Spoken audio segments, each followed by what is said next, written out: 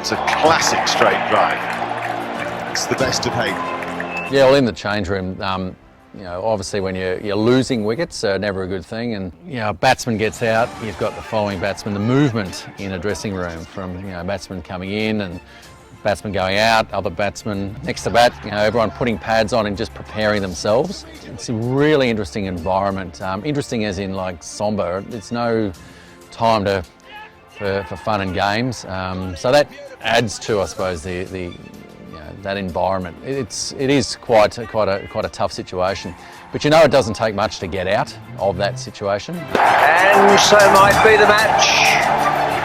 Pressure's got to him there, you know, to attack. Oh yes, that has got to be out. Fast delivery.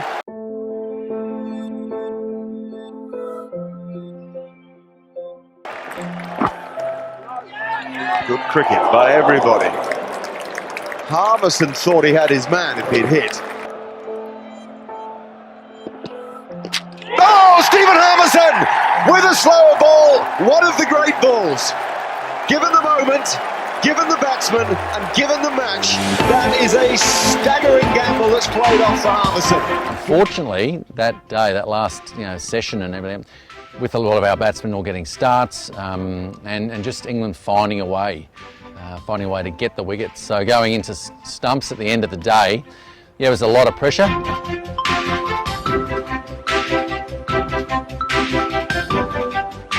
couple of wickets in hand. I think Warney, he likes the big stage. He was out there and he was actually looking pretty good. It's gone wide of man at deep third man. 200 was carried on, but now it's down to 80 to 20. And there's always a belief that it doesn't matter where we are and what situation we're in, that you can always win. That's quite a useful stroke from Brett Lee. Unfortunately, Shane Warne stepped on his stump, I think, and got out, and I had to go out and with Brett Lee, walked out to the middle, and the crowd were going nuts. I remember the noise, level of noise. Warne treads on his stumps. So walked out there, smiled at Brett. I said, "Hey mate, how you going?" He said, "Good, good," and he was quite pumped at the time. With it all, I said, "Yep." I said, "Well, look, we're just going to enjoy this. I think that's the best way to do it." Oh, that's very quick.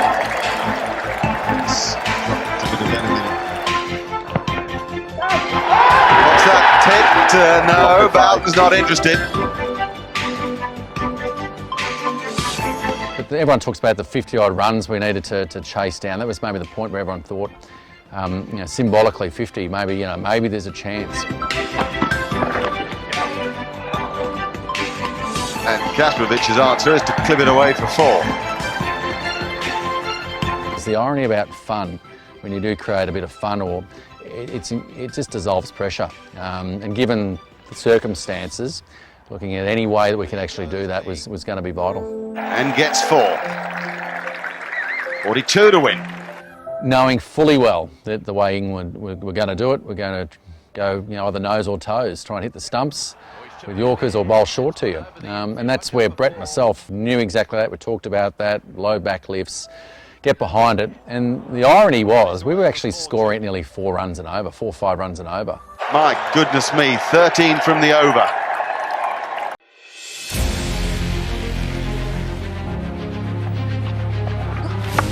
Oh, he's hit him hard, yep. He smashed Brett Lee on the arm, I think it was. Oh, inside edge for 4. That's not what England wanted. That takes it down to 15 now. Having a chat, knowing that, we're just things got to work out for us if we just keep, hopefully they'll work out and we'll just keep having fun. There's 15 to win for Australia. Oh, he steered that on away. Oh, and there's a dive down at third man. I reckon he got a hand on that. Jones came in. It would have been a great catch. Very difficult if you're driving forward in the outfield. But everything else is shut out. As far as crowd, the noise, scoreboard, there's nothing that actually comes into your mind whatsoever other than just watching that ball and dealing with that. So you're actually in some sort of control. He's gone for the Yorker. No ball. He bowled it. He was looking to bowl a Yorker, but it went down the leg side, hit the foot marks, and it went for four byes. Then I think it was 13 runs we required. Then all of a sudden it was 9, under 10. And the crowd went absolutely silent. Standing out in the middle, the crowd, there was no noise. Comfortable single. Inside edge, running away on the onside, another one.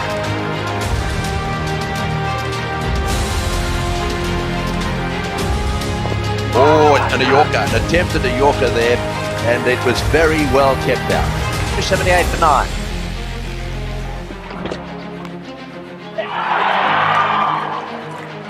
Toss outside of dub, meant to be the Yorker. The idea was okay. It's all about instinct. When, you know, short ball, it felt like it climbed a lot steeper, a lot quicker than where it should have when it pitched, because instinct means that you would have dropped your knees and got underneath it or let it hit you or whatever it is. But out of instinct, I was up on it, it flicked through here. Jones! Bowden! Kasprowicz, the man to go, and Harbison has done it to spare on the faces of the batsmen, and joy for every England player on the field. It was the one test series that calendar year where DRS wasn't used. It was decided before it that no, we won't need to use that. Because Billy Bowden, of course, would have gone upstairs. We would have had one more challenge, of course, left, because the batsman would have left that for me. But he would have gone upstairs, and Hotspot would have picked up that my right hand was off the bat at the time. And law 34.1 MCC laws of cricket, that's of course not out. I reckon it could have been quite embarrassing for me. And the reason being is I reckon Hotspot would have also picked up the wet spot of shit dripping down my leg. Victory! Oh, it's horrific in that moment because you actually you realise that bang, I'm out. So when you really think about it, a little more glove, I suppose, it could have bounced down.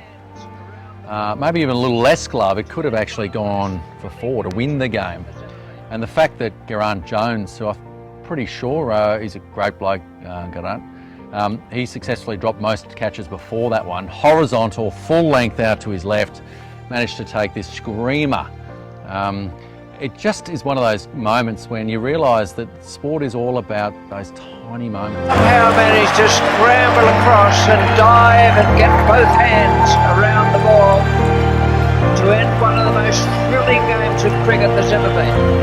After that test series, junior participation went up 30 times, I think, in both Australia and the UK. I think there was a video of that, the greatest test that was sold, and I heard about 12,000 copies of, sold, and it was great. Everyone's obviously talking about it. I think even the England players were given MBEs, from their government, including the bus driver. What do you think happened to me? I got dropped again.